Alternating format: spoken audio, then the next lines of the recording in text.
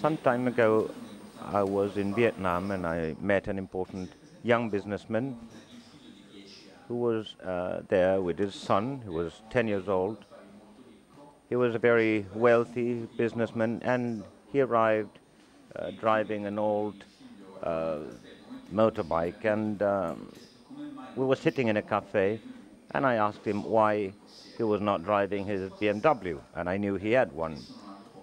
And he said to me, the reason is that I was born poor, and I strongly wanted to improve my economic condition. If my son realizes that we are wealthy, he will not have any intention to become wealthier when he's grown up.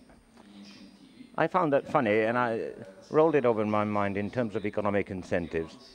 And I realized gradually that it's a matter, again, of values. And probably in an open and democratic society, it would be virtually impossible to deceive a 10-year-old guy about the economic conditions of his family. So that was a good reason for me to think about economies in transition and wealth, or rather economies in transition, democracy and development. Today we're going to address this topic with one of the most famous world economists that focused their studies on economic transitions and transitions between political systems and changes in values too. Gérard Roland is Belgian. He is a professor of economics and political sciences at Berkeley University. He is the author of the only book existing in the world, as far as I know, that addresses scientifically these phenomena of economic and political transitions. The English title of the book, I'm going to read it to make sure that I won't mispronounce it, is Transition and Economics, Politics, Markets and Firms. Professor Roland was also the head of the transition programs of the Center for Economic Policy Studies of London. He was a consultant of the World Bank and the IMF, and has been studying for a long time transitions in former Soviet Union and in Central European countries as well as Asian countries. So I'm pleased to give him the floor right away. Thank you very much. Good afternoon.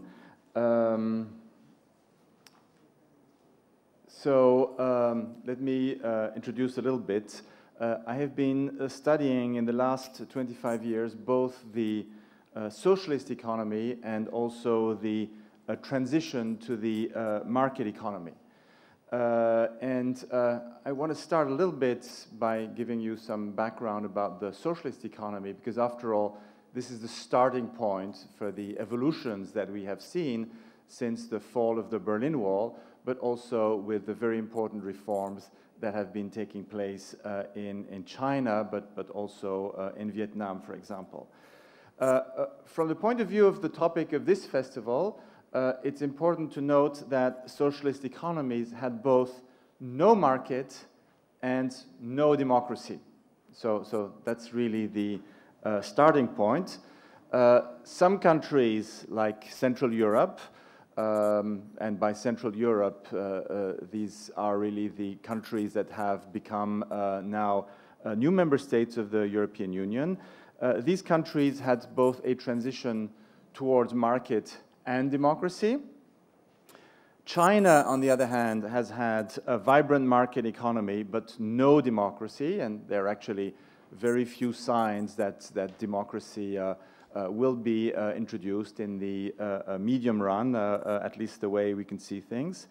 On the other hand, Russia and many countries from the former Soviet Union had a beginning that seemed to be a strong transition towards democracy, but then have moved back towards authoritarianism and are a little bit in between. So of course, these are quite divergent evolutions. These are really three kinds of divergent evolutions. And how can we explain them? So I'm going to try at least to give you, very shortly some research results about this. I'm going to talk about 3 issues which are relevant to this topic of market and democracy in the context of post-socialist countries.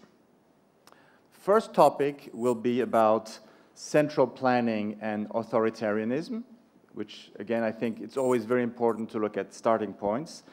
The second, I'm going to try to analyze the reasons for the weakness of the democratization process in Russia and Eastern Europe. And by Eastern Europe, I mean mostly the countries from the former Soviet Union. Third point I will address is China's successful growth and transition to the market under Communist Party rule. How can we explain that? This is something that really is a big puzzle for us today. Now, if we look at different variations of market and democracy, since you have 2 variables and you have 2 outcomes, we have a table of 2 by 2.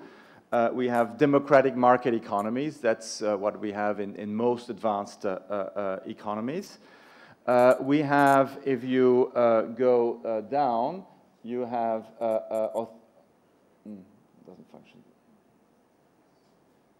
Anyway, you can read. You have the authoritarian market economy, and typical examples of that are, of course, China, but also Singapore. Singapore is a very good example, and in a way, Hong Kong can be seen like this. Of course, we had authoritarian planned economies. That's what all socialist economies were. They were both planned economies, so there was really no market as a basic principle for allocation of resources, but they were also authoritarian regimes. So these are 3 regimes we know have existed, and we can associate countries to them, and there's been some experience. And there is the 4th element here, which is the democratic planned economy. Well, if we think of the democratic planned economy, there are actually no examples in history of this taking place. And there were many, certainly, the student movements in the 60s, etc. One of the big aspirations of people was to have both a non-market that was planned economy, but also democracy. The truth is, we have never seen it function. And I think there are reasons for that. And basically, whereas authoritarianism is quite compatible with the market economy, and that's a reality, I think, that has to sink in. We have to understand that a little bit better. But it is also the case that democracy is not compatible with a centrally planned economy. So I would say it's really not a coincidence that we did not observe democratic centrally planned economies. And let me just show you that with a very, very simple example. Centrally planned economies were basically economies where shortage was quite prevalent. And shortage is not exactly scarcity. There was, in general, demand was higher than supply. So let me just show you by a simple example. Imagine a situation where you have shortage. That is where supply is less important than demand. And in this example, supply would be equals to 19. Demand would be equal to 30. And the demand would be coming, let's say, from 3 enterprises. So you can think of enterprises asking for each 10 units of the goods, and there's only 19. So there is in a way, shortage. Well, how can this problem be solved in a democratic way? Imagine for a second that people would come together and say, let's vote on how to allocate resources. Let's apply democracy. Well, one possibility is that to say, well, 2 enterprises would get together and they would say, look, let's split what exists in 2. We have a majority. I'll take 9.5, you'll take 9.5, and number 3 is in the minority. That's too bad, we'll get 0. Now, of course, the story is not going to stay there, because number 3 is going to go and talk to number 2 and say, let's bargain. If you agree to change your vote, I will only take 9, and you will get 10, and number 1 will get 0. So that's a situation where both number 2 and number 3 would have a better allocation, and they might agree to that. Of course, that's not the end of the story, because then you could very well imagine now, I'm going to repeat a little bit the story. Number 1 is going to say to number 3, look, actually, if you form a majority with me, you will get 10, I will get 9, and number 2 gets 0. And so you can imagine that this repeats. Number 2, who's excluded, goes to find number 1 and says, I'm going to give you a good deal. And again, this deal will be contested, and there's going to be another deal coming up where number 3 would tell number 2, you get 10, I get 9, the other gets 0. Now, if you look at this, we've come back full circle. We've come back full circle. In other words, we've come back to the initial situation. Now, I just gave you this very simple example, which is an example actually of collective decision theory, and which is called cycling. In a certain sense, you try to reach a democratic decision, but you keep on. You can never agree, because any proposal can be challenged by a majority. And so the process would continue on and on and on. And I just want to show you that, because this shows the importance that was actually very crucial in centrally planned economy of centralized discretion, centralized power. And typically the way these shortages were solved in the centrally planned economy was by the central authority, in a way that was not discretionary, in a way that was authoritarian, and that could not be challenged. And once the central power collapses, then in a way, if you do not have a market mechanism, then you're going to have conflicts for the allocation of resources, and you cannot solve them by simple majority rule. You would need more complex decision-making rule.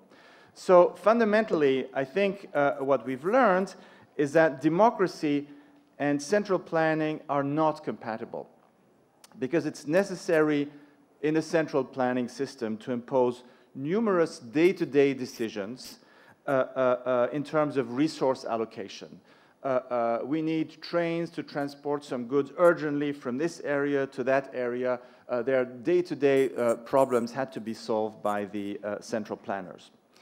Now, you could say, well, maybe if you have a democratic system, but you have a strong bureaucracy, if people obey the bureaucracy, but then you still have a democratically elected government, wouldn't that sort of solve the problem? Unfortunately, in such a system, because there are stakes to the decision, there are stakes, people would engage very much in rent-seeking, that is, trying to influence the decision of the bureaucrats, trying to get over them, trying to influence the politicians to tell the bureaucrats to change decisions. And these are kind of processes that we do see in market economies. We do see that bureaucracies are subject to rent-seeking. There's influence. People try to influence the decision-making. And in an economy where all the decisions have to be taken by the bureaucracy, which was the case of the centrally planned economy, having a democratic system would just not have worked with the economy. And so, of course, this is a little bit of kind of theoretical reasoning, but it's also quite startling to see that when Gorbachev came to power and when he started only a limited democratization process, when there was a glasnost in the 80s, 86, 87, 88, when things became transparent, people had more freedom to speak up, they were less afraid to speak, then actually the growth already started to decline precisely because we saw these kinds of processes. Enterprises were telling the central planner, you're asking me to produce so much, but you know what? I'm not going to do it unless you give me more resources. So people started influencing and blackmailing, and actually the whole authoritarian system of central planning started really in a way to collapse, which is what happened later on.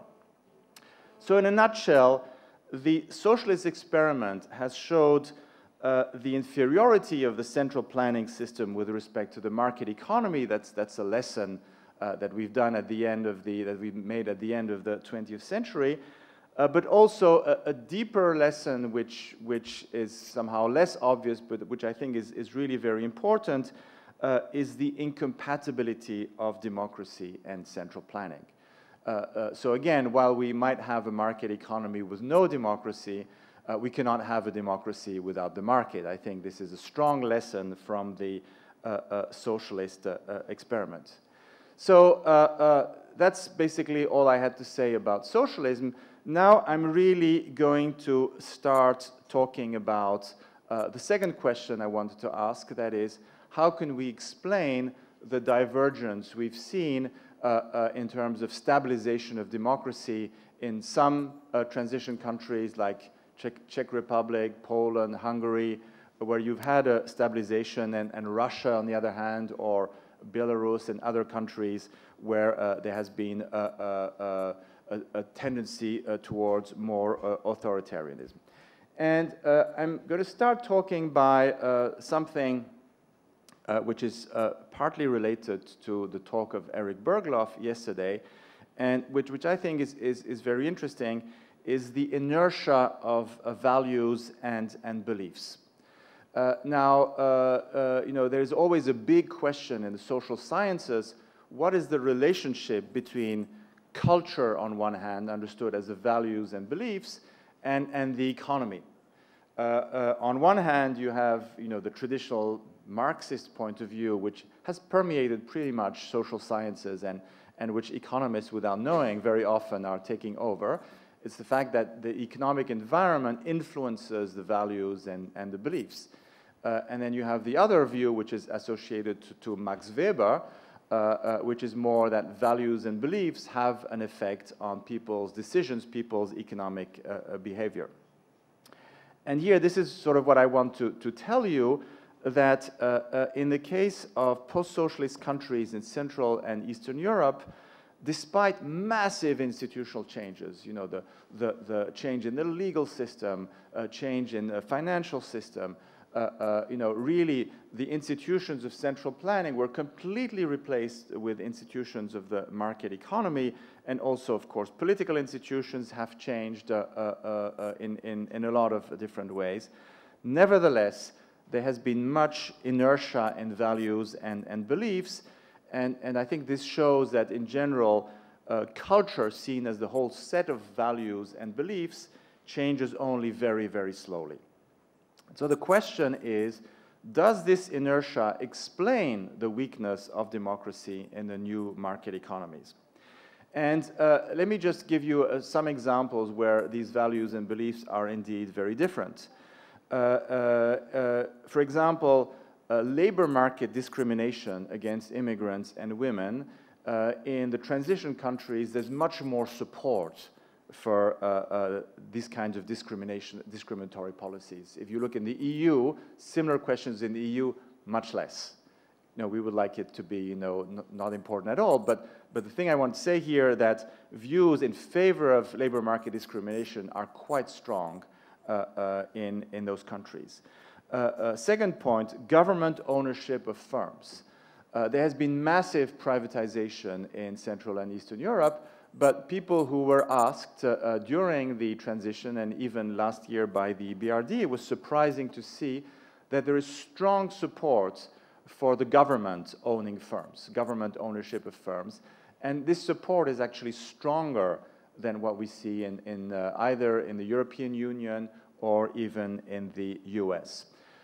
Concerning the benefit of competition on markets, a basic tenet of economics, but also I think of the cultures in which we live, is that we know that competition on markets is eventually, even if it requires a lot of effort on people, it's beneficial in terms of its outcomes for the consumers, from those who benefit from the result of competition.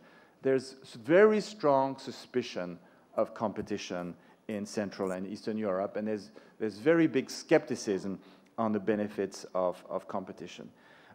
Also, in terms of responsibility of government in the economy, the values there are in those countries in terms of people wanting more responsibility, of expecting more responsibility of the government in the economy. So this is in terms of a number of economic values. I just gave you some that are very important. There are also actually quite important differences in terms of attitudes towards the state and the government. So views towards the government vary a lot in countries, but it's quite striking that comparing values in Eastern Europe and Central Europe compared to the European Union, by European Union, I mean European Union 15, you know, the older member states, or even the US, the priority given to law and order is just much stronger. If you ask people what they think the government should be doing, it's mainly law and order. So this is something very, very strong. And there's also a taste for strong leader. This is something that is very strong in those countries. There's actually, having a strong leader is something that is seen as very positive. There are aspirations towards having strong leaders, while there's clear suspicion towards strong leaders in most democratic countries. Finally, there is trust in expert decisions versus elected politicians, much more in post-socialist countries than in other market economies. And also the attitudes towards democracy. Even though there is general support for democracy, the understanding of what democracy does is somehow a little bit different in those countries. And just let me show you a figure, because this figure is actually speaks very well. So here, if you have on the horizontal axis economic values, and so on the left you would have, let's say, more pro-free market, and going towards the right you have government interventionism in the economy. So that would be economic values. And then if you have on the vertical axis government values, that is, you know, again below, this would be more emphasis on freedom and smaller government and democracy. And on going up, it's in favor of more authoritarianism. Now, it's very interesting because here you see you have three clusters in 1990, 94, and 99. And so this is from the World Values Survey. So in the left corner, in the US, you see that values are in favor of, you know, little authoritarianism and little government interventionism. If you look at the European Union, your same values in terms of government, you know, it doesn't go up, so not more support for authoritarianism, but more support for government interventionism in the economy. And this is quite stable. But then I think what is really striking is if you go in the upper corner, and so you have 1990, 1994, and 1999, the transition countries, you know, there's really a difference in terms of they want more authoritarianism and also more government intervention. So not only are these clusters quite stable, but in the case of the transition countries, it's remarkable that they have not moved very much. So I think this really shows the inertia of values and beliefs.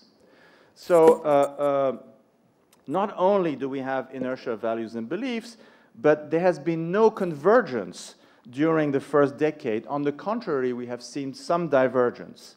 So for example, with the transition experience, people became more egalitarian.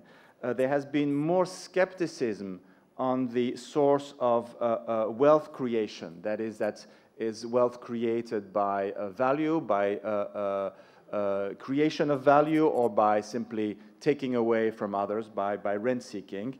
People are more skeptical about creation of value. Also, people have become more skeptical that hard work gets rewarded. They think more that that luck has played a big role. they have become more anti-competitive than they were at the beginning of transition, and actually support for government ownership has actually increased. So we do see actually signs of divergence, not convergence.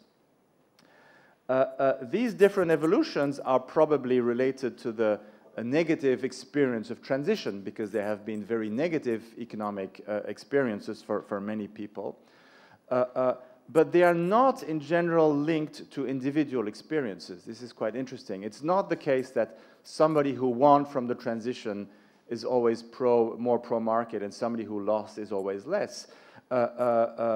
In general, values and beliefs are only actually weakly linked to individual gains and losses from a transition, or even to the perception of absolute loss or relative loss. Absolute loss, did my living standards decrease?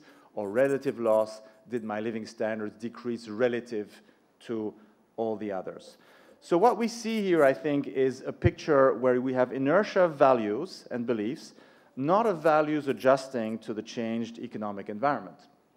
Now, to come back, I think this is an interesting finding in itself in general for social sciences, but to come back to my initial question, does this inertia explain the weakness of the democratization process in some of these countries? Well, not really. It cannot be the whole story, because otherwise we would not see this divergence between Central Europe, where there has been stabilization of democracy, and Russia and former republics, where this has not been the case. So,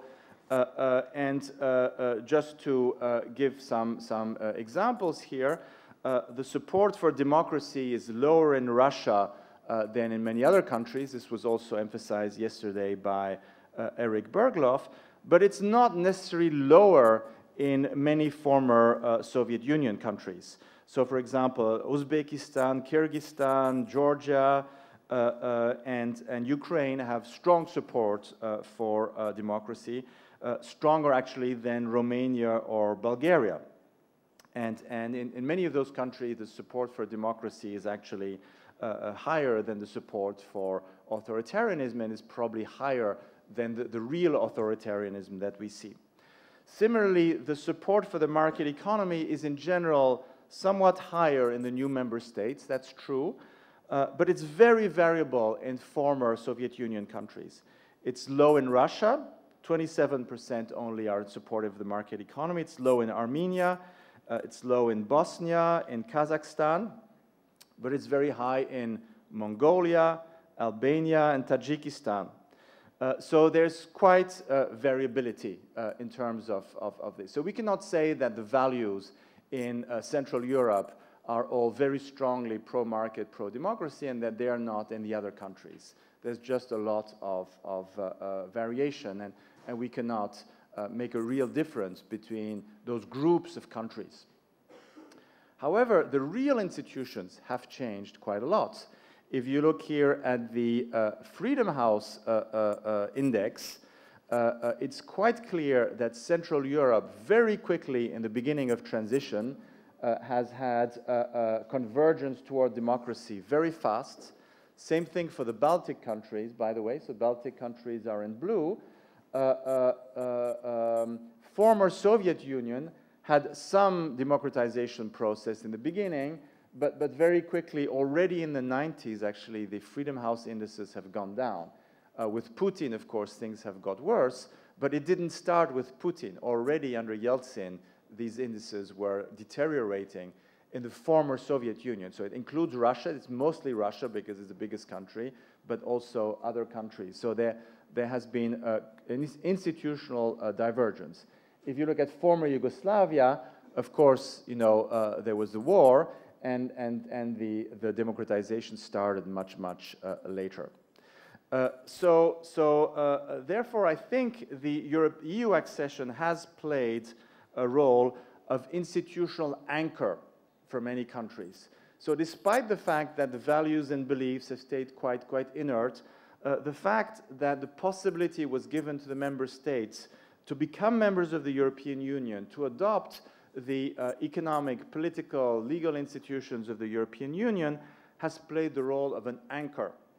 And this was the case certainly for Spain, Greece, and Portugal earlier on in terms of stabilization of democracy.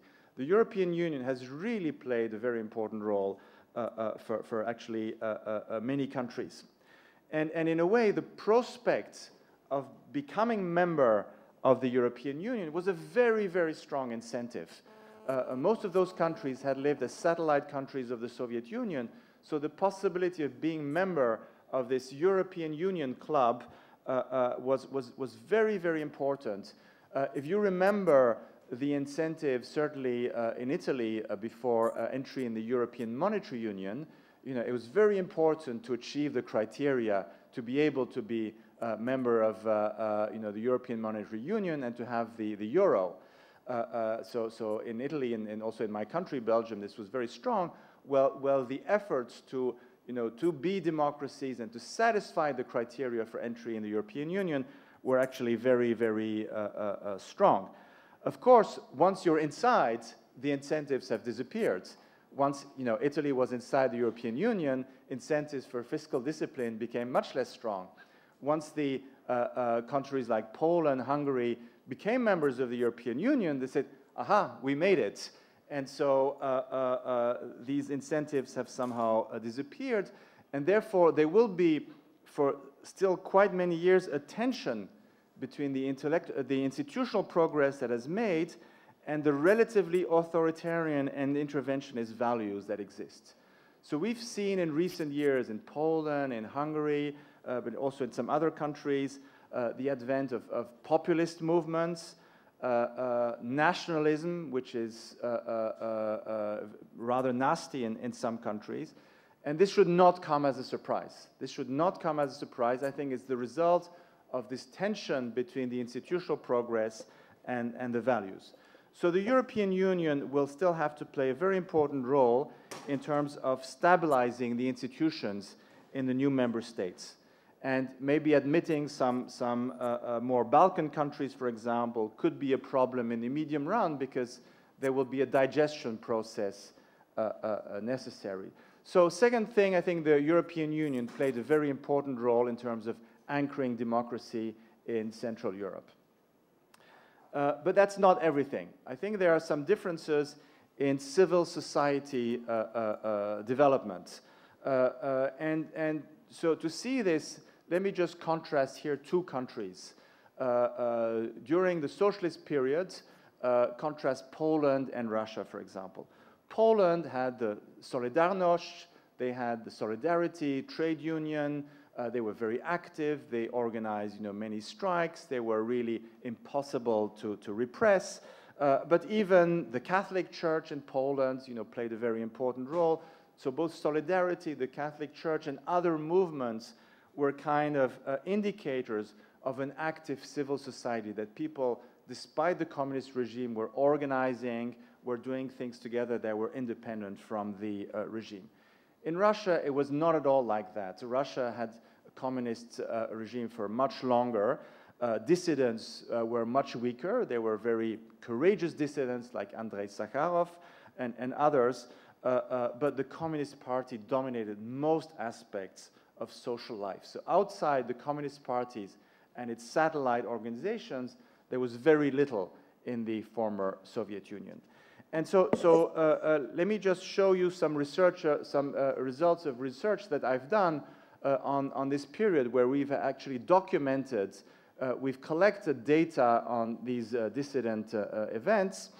And so here, this is simply an index of the intensity of dissident activities before the transition. So you see it goes from 1985 to the beginning of transition, 1989, the fall of the Berlin Wall, or 1991 in the former Soviet Union. And it's quite clear that both Central Europe, and in this case also former Yugoslavia, had much more dissident activities than in the former Soviet Union. So this is really a striking thing when you put all these data together. So you're probably surprised by what you see from former Yugoslavia. I'm just going to say a little bit more about that in a minute. If you see now the motivations motivations for dissident activity, there were several motivations, and we have data about that. One was political change, that is, to change the communist regime towards a democracy. And you see that very early on, motivations for political change were stronger in Central Europe and former Yugoslavia, even though the latter went sort of down in former Yugoslavia. It's really only in 1990 that it started picking up very strongly in the former Soviet Union. If we look at economic motivation, this is interesting, that a lot of the dissident activities actually, most in former Yugoslavia, were strikes. There were strikes, and there were strikes that were actually very economically motivated. People just wanted to have higher wages. So if we take out the strikes in the former Yugoslavia, we see that still Central Europe was the area where dissident events in favor of political change were sort of the strongest. So briefly, in Central Europe, the push for democratization was very strong from below because of stronger civil society development. Even in Czechoslovakia, Czechoslovakia had a very repressive regime, but actually there was very, very much dissident underground activity taking place, and we know that Václav Havel, for example, was a very important figure there. And so a lot of the change in Central Europe happened really because of this push from below. In the Soviet Union, the change happened mostly because there was a putsch in 1991 that failed.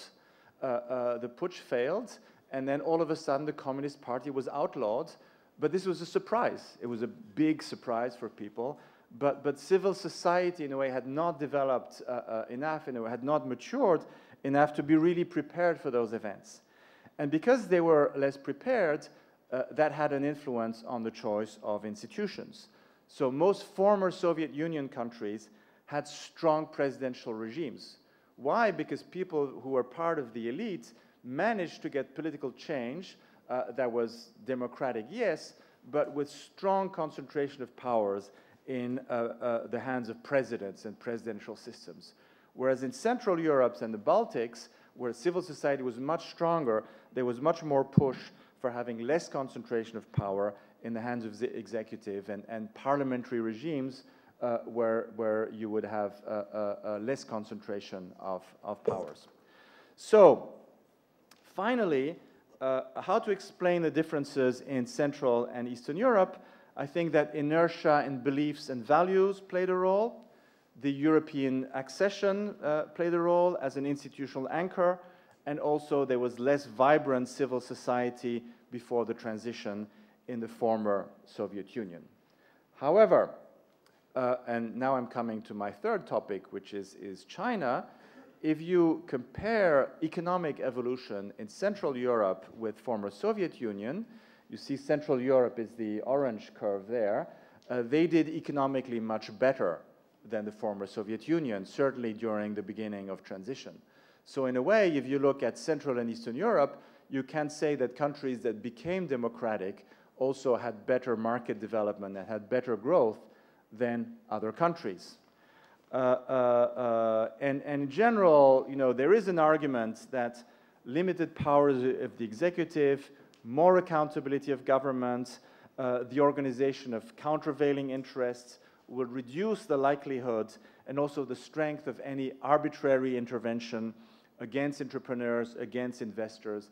This is in general better for the rule of law, and we know that the rule of law creates a better protection of property rights. And now I come to the Chinese puzzle. China has had the most spectacular growth performance of all post-socialist countries. If you take the transition country with the best, it's much far behind China. China has had nearly 10% growth for the last 30 years, and they have done it with maintained Communist Party rule. China is much more authoritarian than Russia under Putin, and in a way is less random and in its behavior than the authoritarian regimes from Central Asia. So China is in a way strong authoritarian regime. This is the reality. But also China is no Singapore or Hong Kong. Singapore or Hong Kong, these are non-democracies, but these are countries where there is rule of law, where property rights are protected, where people know that there's a stable economic environment which is propitious for investment. This is not the case for China. China does not rank well in terms of indices of rule of law, corruption, and other institutional indicators that we think are important for growth. So China is a puzzle not only in comparison to transition countries, China is a puzzle for the whole world, because indeed a lot of research shows that having good institutions is very important for growth in the long run. So, what's the answer? In my view, the answer to the Chinese puzzle lies deeply in Chinese history and also the tradition of meritocratic government and fiscal decentralization. And let me just, emphasize that a little bit. In China still today, a high position in the Chinese government is widely regarded as the most desirable career for people who are among the elite. So this is seen as the most prestigious. Becoming a rich entrepreneur might be desirable, but becoming prime minister or a high party official is still considered much more desirable. Partly, even though you might be less rich, but you have more prestige, you have more power, and you have more control over allocation of resources. Now, so prestige is very important, but at the same time, there is yardstick competition. There is competition from within the bureaucracy. So if people start at the low level of the bureaucracy, promotion in China is meritocratic. So those who do better than others at their level get promoted faster. This is yardstick competition. And yardstick competition has actually played a crucial role in creating incentive for growth at the local level. Very simply, people were told, if the province or the district or the region you're responsible for has higher economic growth rates than the others, you will have faster promotion. And people understood that very well. This is a very strong incentive. It's a career incentive within a desirable career path. And at the same time, leaders were given the fiscal instruments. With fiscal decentralization, they were given the fiscal instruments to achieve this growth. And so I think this is the crucial part of the explanation for the growth in China. This is based actually on research, and there are at least two very important pieces of research that show this. There's Eric Maskin, who got the Nobel Prize this year, with Yingyi Chan and Cheng Yangshu. They showed that yardstick competition was actually effective for the promotion of cadres, officials.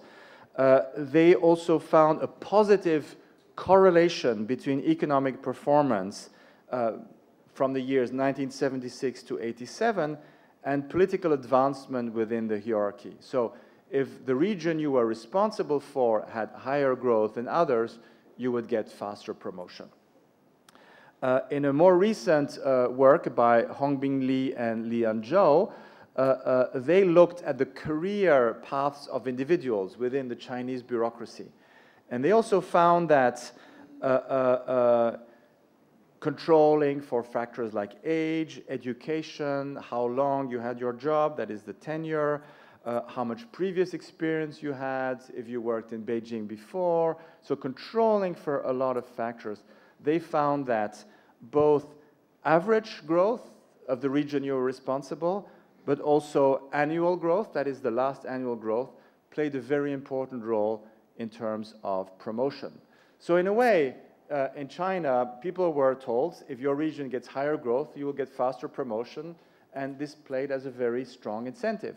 This is a very non-standard story in terms of understanding growth. It does not fit many of the stories that we've heard about in other frameworks, but I think it says something about institutions and growth.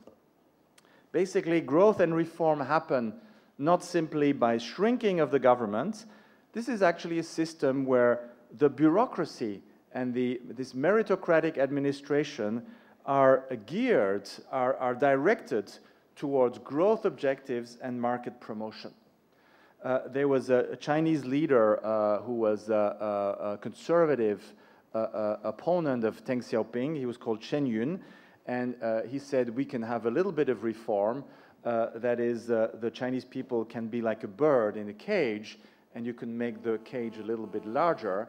What happened with reform is that the cage was much, much larger, but still there are typical institutional characteristics of the Chinese system that can actually directly explain the growth performance. Now, what does that mean? That means that the meritocracy that was able to achieve spectacular growth should also be able to achieve other objectives, such as, fight against climate change. If there is a strong political will that exists. I don't think this is the case so far for climate change. That clearly is not.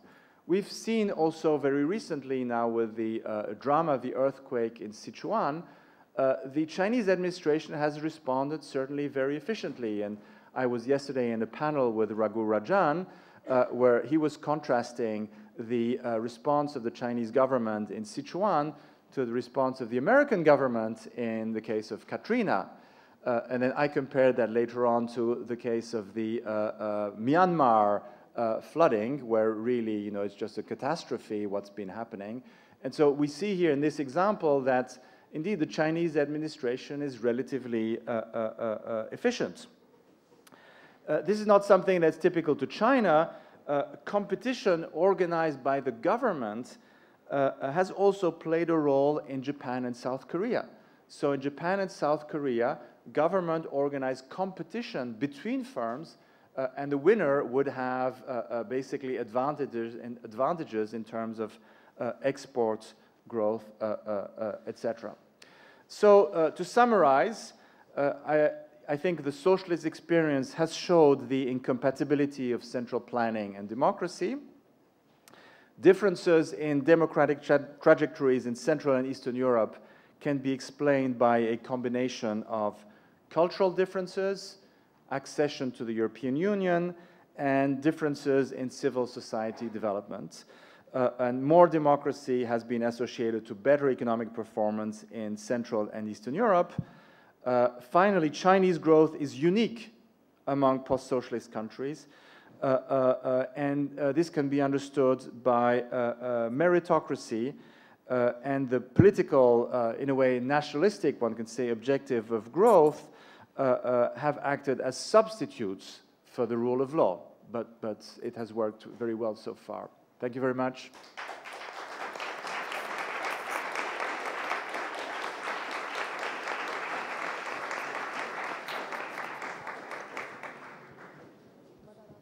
Grazie professore, immagino che ci siano molte domande. Thank you very much. You raised so many interesting topics that I'm sure there are going to be several questions. So let's have a show of hands and see who wants to have the floor for questions.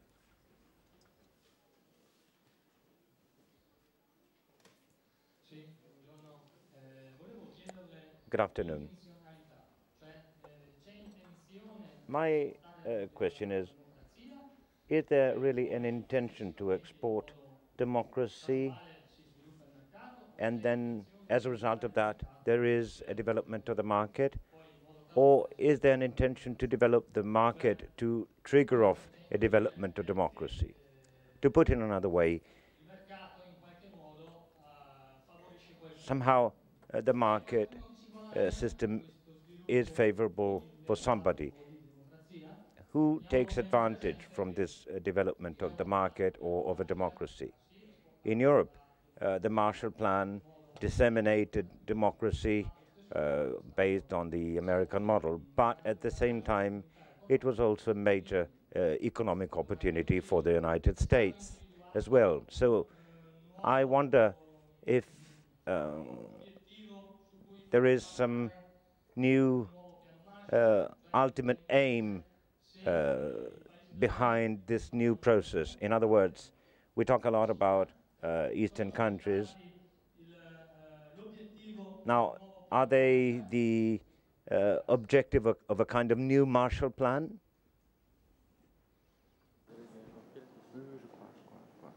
Je réponds tout de suite. Okay. This is a very broad question. Probably you were in the session yesterday by Eric Bergloff, where he cited some research that in Central and Eastern Europe, there's been some research showing that countries where there has been more democratic development were more favorable towards market development. But the other way around, we don't see it. That is, more introduction of the market is not per se favorable to democracy. This is some research that has been done at the European Bank for Research and Development. More broadly, I think, more broadly, there are a lot of questions. One is, I do not think, democracy basically, means that the people decide, that somehow, there's freedom and people can organize, etc. So forcing democracy from outside is a little bit like a contradiction. Now, I mentioned the case of Spain, Portugal, Greece, and even Central Europe. There it's very different. It's the positive example of the European Union that basically influence people to say, this is what we want to do. This is what we want to do. You see now with the American intervention in Iraq to establish democracy, it's really kind of a failure. But it hasn't always been a failure. After all, Germany and Japan after World War II, these are probably examples where democracy was established from outside, and so it's not the case that it always necessarily fails. Now, I'm not going to say that I think this is a good thing. This is a good thing to do, but what is the link even with the Marshall Plan? I think that's even more complex. You have to see that in the context of the Cold War, the U.S. certainly had an interest in having a strong Western Europe, and so certainly the Marshall Plan played a positive role. But it's also the case, like, even though democracy was less stable during the first half of the 20th century, with fascism and Nazism and Frankism, etc., the democratic traditions in Europe were actually stronger. And I think that certainly they have stabilized much more. So that's why I very much emphasized you have to look at culture and value on one hand, and institutions on the other hand. Democracy is much more stable when both are working hand in hand, and that takes time.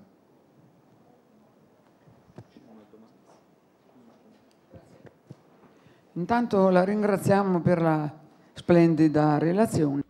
First of all, I want to thank you for your excellent presentation. I want just to make a short comment and then put a question to you. I want to make reference to two statements that I heard and I read. One concerned China and one concerned Japan. You said things that we indirectly knew. You provided us stable evidence of that. I'm referring to the Chinese case, the Chinese miracle. Meritocracy and decentralization act as substitutes for the rule of law and power separation. So you said meritocracy and decentralization, even in a non-democratic regime. This seems to be extremely interesting, particularly as it comes from a person like you. In the case of Japan, you said that the advantage is the competition triggered off, stimulated by the government, which is responsible for the economic growth in Japan.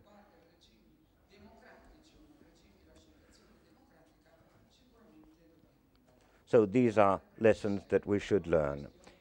Another statement, and then I ask you more directly my question. in many Eastern European countries, apart from the Soviet Union,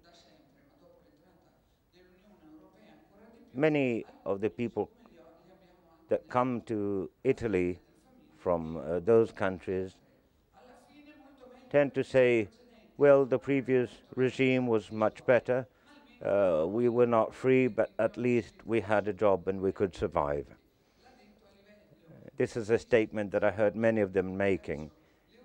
You also pointed out that when those peoples realize that Europe does not provide them an immediate improvement in their economy or provide them with jobs or status, they feel uneasy.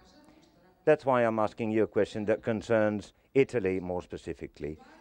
Do you believe that, this being the case, do you believe that the reintroduction of a real meritocracy and a strong competition within a free market system may be an important stimulus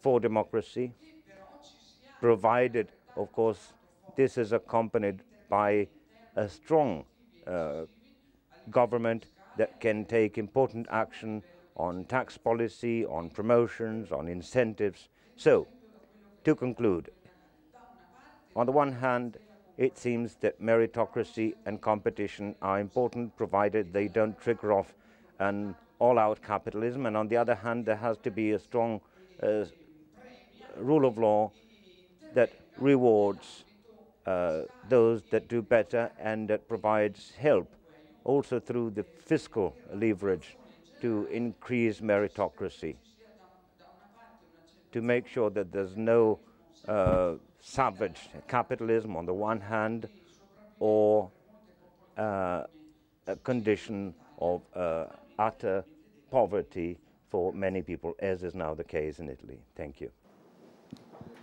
Okay.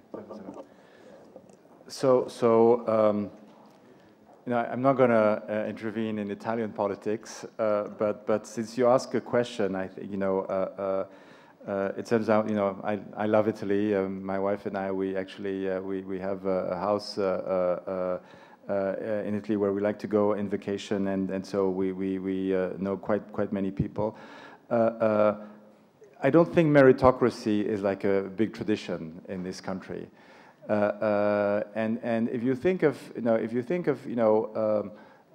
I'm talking about tradition because people's beliefs are, you know, there's this inertia of beliefs. In China and Japan, where does that come from? It comes from the kind of, you know, mandarinal government that existed. It's partly the Communist Party was partly organized like that, but for 2,000 years, there was, you know, this mandarinal system, and people are kind of used to it. If you go to Japan or Korea, etc., you see that young people in schools, in university, they work very hard because it's competitive. You know, their ranking is going to have an effect, and it's like that in different stages in life. I think certainly meritocracy is very important to establish. So, for example, one thing that I see, you know, which something I know, is that the university system in many European countries, but unfortunately also in Italy, is not based on meritocracy. There are barriers to entry. There's anti-competitive behavior. People are, you know, protecting friends and cliques, and you know, and you have it not only here. You have it also a little bit in France, in Germany.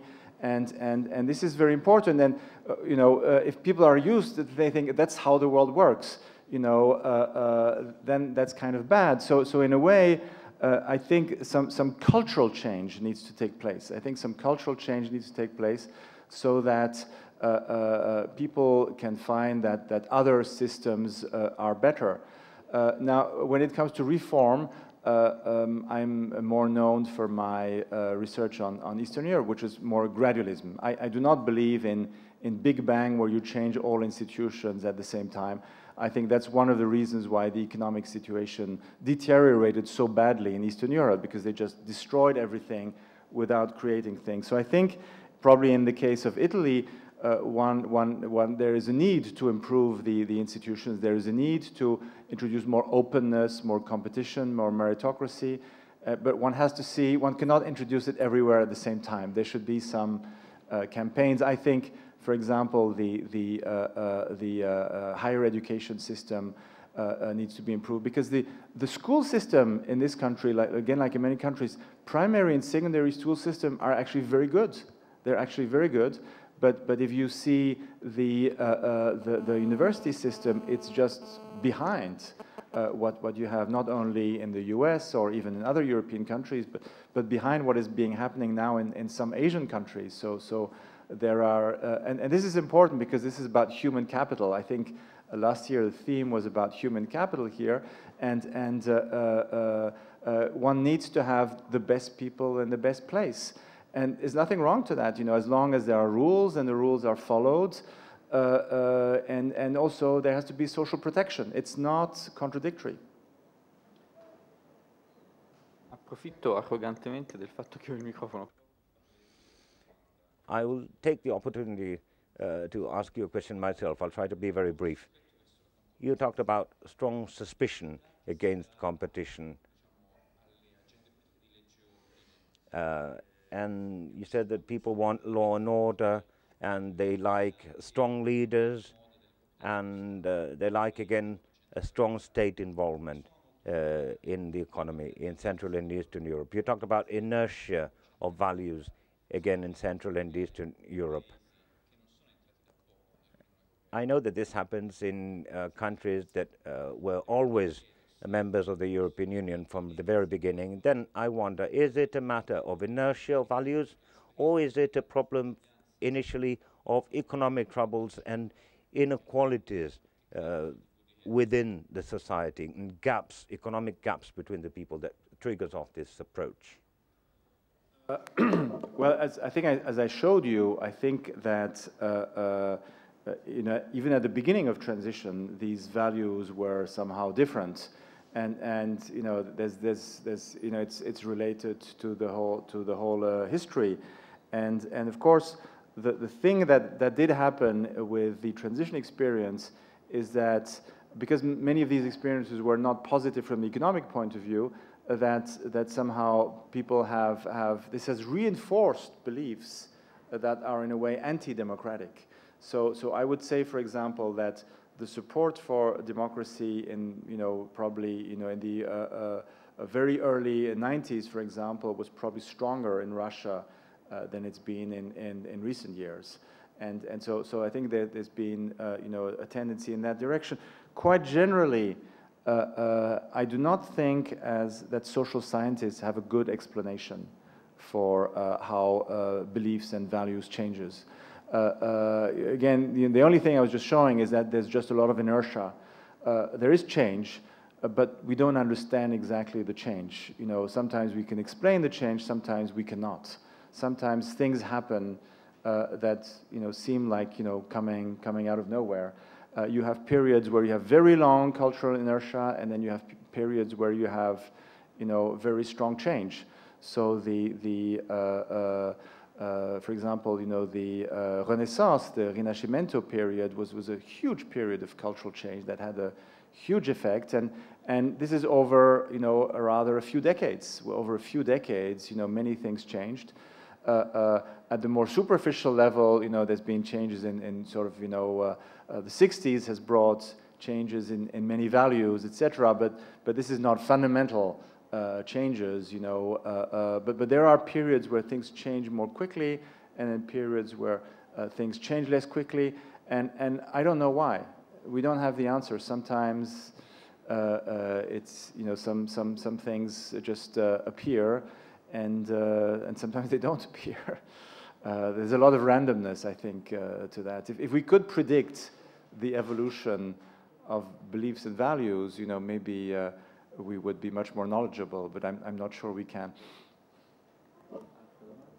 Ce n'è una laggiù e una qui in fila. Prima le signore. Sì. Prego. Posso? Scusi. Ce n'era una qui in prima fila, poi in fondo. Sì. Solo per una questione di dare priorità alle signore, ma se no facciamo al contrario. Prego allora. Non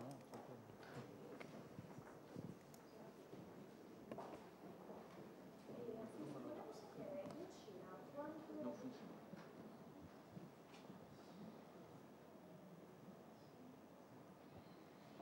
Quanto è diffusa in A question about China. How, to what extent is the population actually aware about the economic boom? People who work, you know, in the assembly line, in industry, how much are they really aware of the fact that their country is growing fast?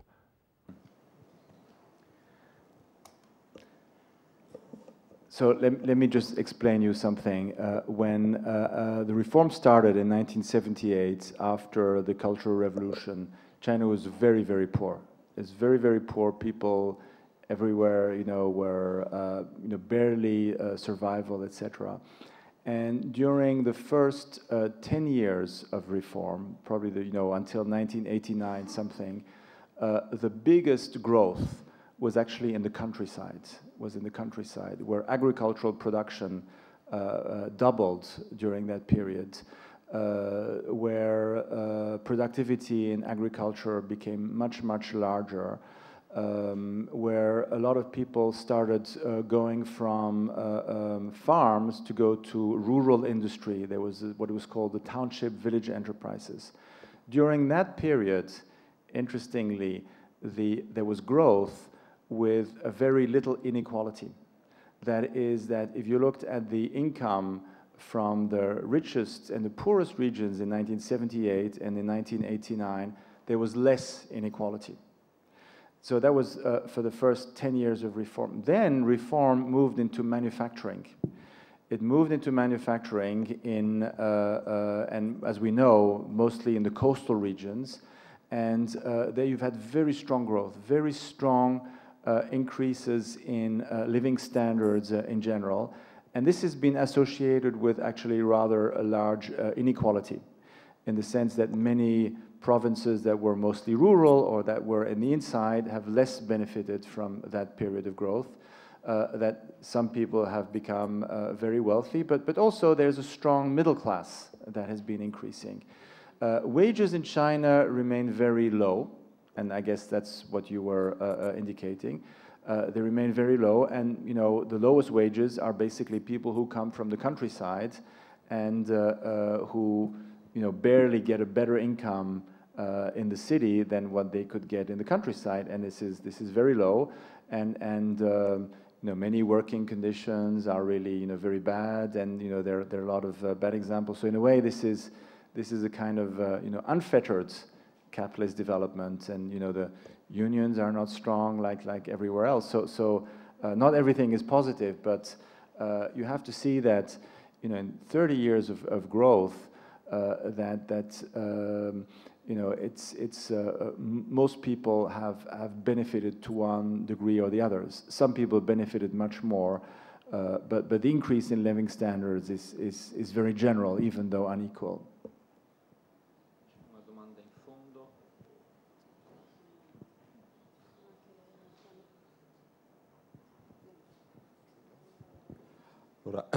La mia domanda di natura I have a question on method, a methodological question.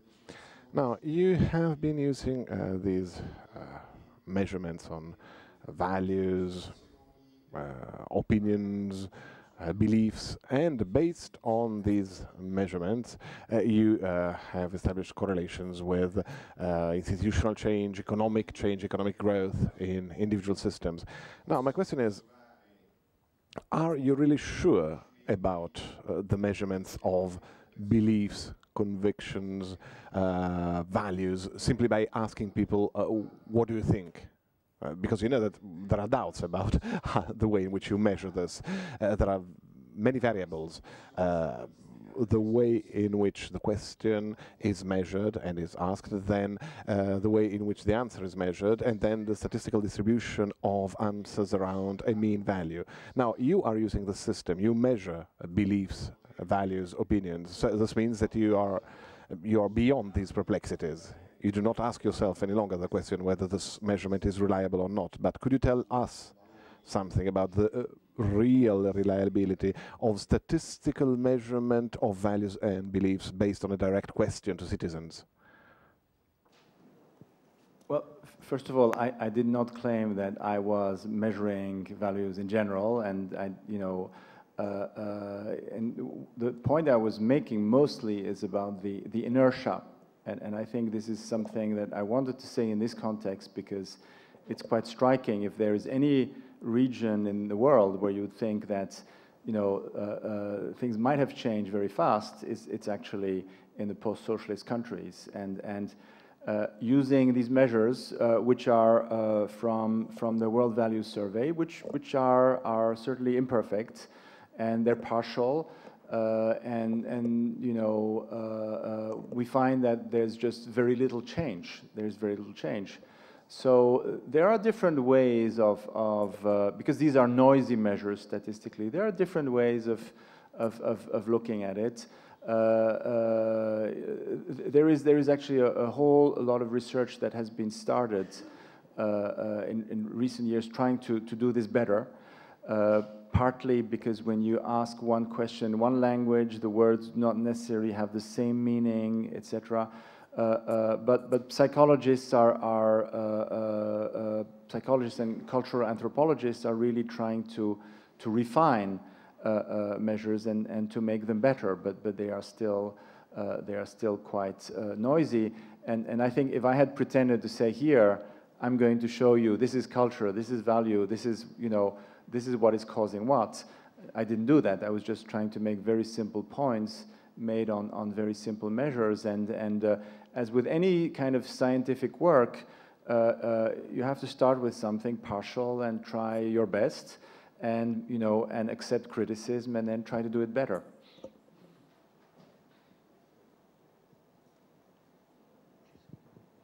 Ci sono altre domande? Sì, buonasera. Good afternoon.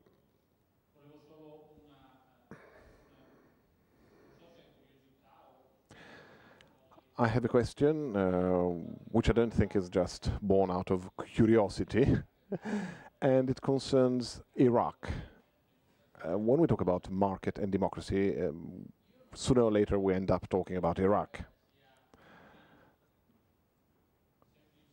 Now, I don't think that we can finish off the debate on Iraq in a simplistic way as the media do. When the media write, democracy cannot be exported. I think that's a simplistic answer. I think that the Iraqi issue is much more complicated. We have many other factors in play.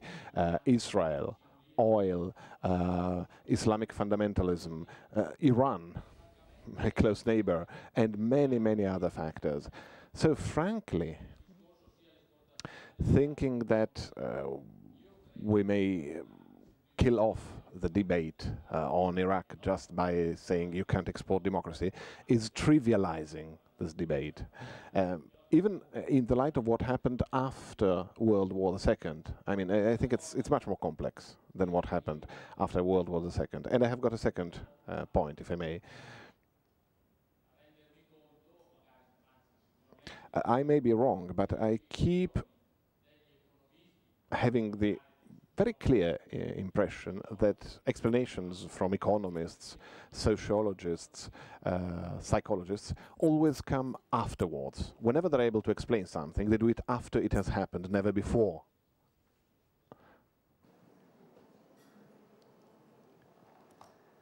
Yes, on the second point, I think that's quite right. I think social sciences are trying to make progress, but it's a valid criticism. If you ask people to make predictions, in general, people can make some predictions about GDP, etc. Making predictions about institutional change is very difficult. I actually spent a few minutes saying that we don't understand very well how values change, so we can't really make predictions about things. Yes, so I think we have to be aware of that and just try to do better. But and that brings me to your first point. We have to try to do better, but if our knowledge is limited, if we have to recognize that we might be wrong, and I'm willing to recognize that I might be wrong, I think this is, in a way, a stronger argument for democracy in general, because, you know, after all, even though, you know, we might not know, sometimes there might be more wisdom in the crowd, but even the crowd can be wrong. But you know, that's a mechanism that we have. But precisely because there are things that we don't know, I think that's sort of an extra argument about the Iraqi situation. But you're right, it's more complex. I said after all that, you know, there was introduction of democracy in Japan after World War II, also in Germany. That came from outside, so we probably have to analyze each case very differently. And you know, I'm not an expert of Iraq, but I think in general, what we do see is that the sort of neoconservative attempt to export institutions without any knowledge of what exists, of the prior culture, the prior institutions, the prior history, I think can only create problems. Ci sono altre domande? Per favore alzate la mano. Okay. Thanks a lot for this systemic overview of transition processes. Now, it's difficult to be systemic and to have too many examples. One of the things that you did not mention in your presentation, but you hinted to during the debate, was the fact that there are different countries, and different countries had different paths or different trajectories of transition. The example I could think of is Hungary on the one hand and Poland on the other. Poland had what one might term as shock therapy right from the beginning of the transition. And you said, I mean, you're a person in favor of gradualism. Now, I wonder if you could say something about international financial institutions, in the sense that whereas a government clearly has to make decisions on the trade-off between markets and democracy, international financial institutions do not always. I mean, mostly if we think of transition, and mostly if we think at the 90s, when Jeffrey Sachs was advising the Polish government on how to implement transition, he was clearly pushing for a shock therapy, for liberalization in a crude sense. I don't think he had that much the political content of that reform in mind, but if you could elaborate a little bit on that point, thanks.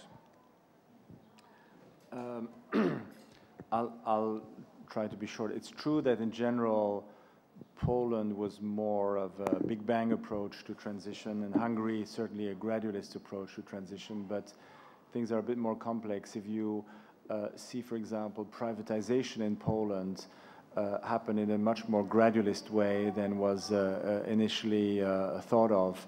But we saw some differences in Poland. The very first year of transition, you know, the shock therapy, there was a huge output fall. The first month of price liberalization, prices of you know, kilo of meat in some places was as much as a car. Of course, this did not last, you know, too long, fortunately, but there was really a big output fall in the beginning, and I've done some research to show that indeed the way the liberalization was done in a very fast way certainly can explain that. And Hungary had more gradual price liberalization, but then when there was the Comecon collapsed, then Hungary suffered a lot from the Comecon collapse too. So the economic trajectories are not that different.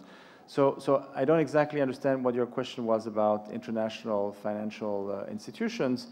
It's true that you know, when it comes to transition, there has been the Washington Consensus. The Washington Consensus, which was to say, if you liberalize, if you privatize, if you stabilize, everything will be okay.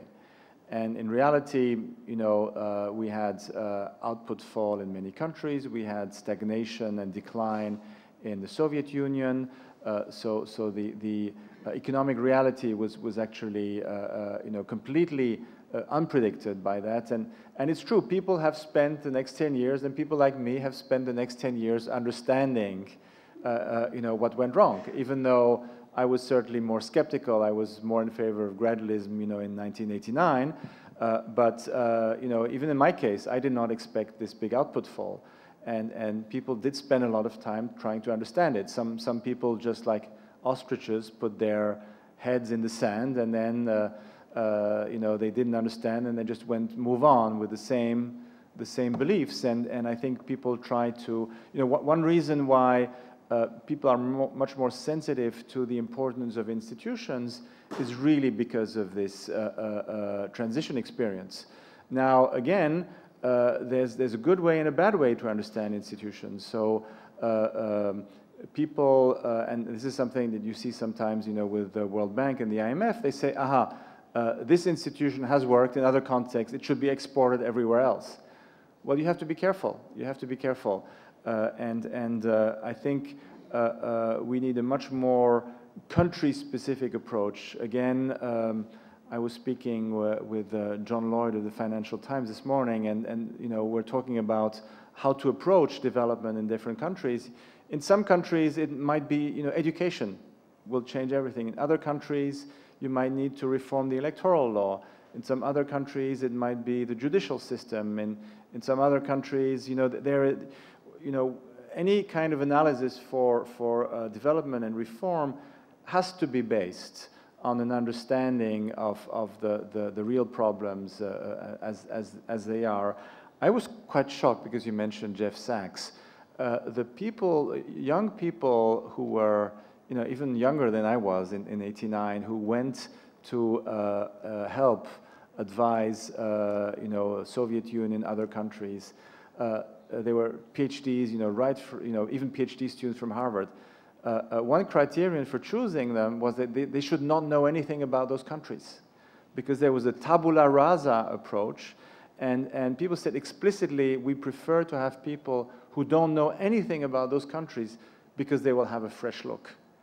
And you know, I mean, that makes you bleed as a social scientist. I think it's really so much against the instinct that you have that this is just in a way experimenting with societies, and we should not be doing that, and we should be responsible about how, you know, we do want to change and we do want some experiments, but we have to, you know, look at the social costs.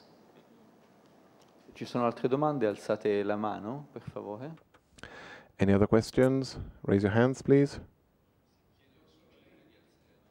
Please raise your hands. We need to see you.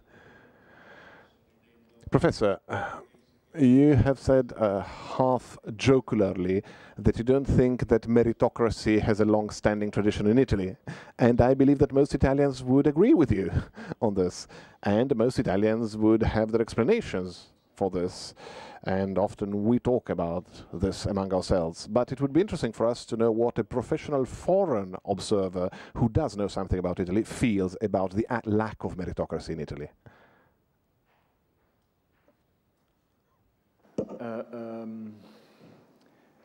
This is difficult because, you know, again, I would really have to apply what I just said before. That is that, you know, you need to understand better what is going on. And despite the fact that, you know, I love coming in this country, there's a lot of things that I don't understand.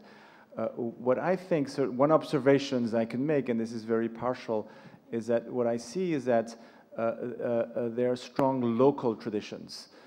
People are used to, you know, the autonomy of a town or a locality, or there's strong regional identities, and you know, which is good.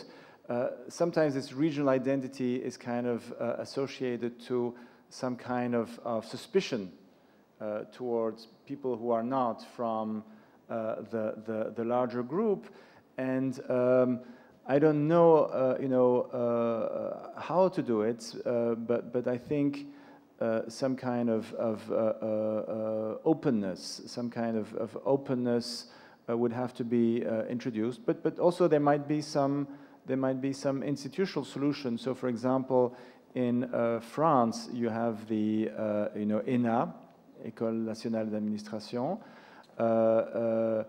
which is kind of an elite school for government administrators, which in a way is meritocratic.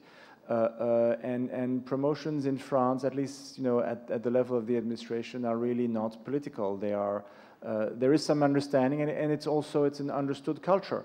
Now, if you don't trust somebody from another group, then you say, I will promote people from within my group because I just don't trust the other group. So it's probably you would need to do two things. I think some general cultural change towards being more open. So for example, for me it's a little bit striking that in this country people have problems with immigrants. I think that's part of the lack of openness. All countries have problems with immigration, but I think it's really part of a culture of openness, the tolerance that you have towards immigrants. So I think there are some cultural things, but probably I think some I wouldn't say to reproduce the ENA system that you have in France, but I think some it would be good that people who are at a high level in the government administration are understood that they have competence, which is backed by diploma, rather than backed by political support or by some form of clientelistic networks, and that's possible, but one has to find the appropriate form, and I think that certainly we're in a global world. I think Italians can see what is happening in other countries, and then they can choose for themselves what they want to import from outside, and I'm willing to help be a little grain of salt in this debate if you want to. Thank you.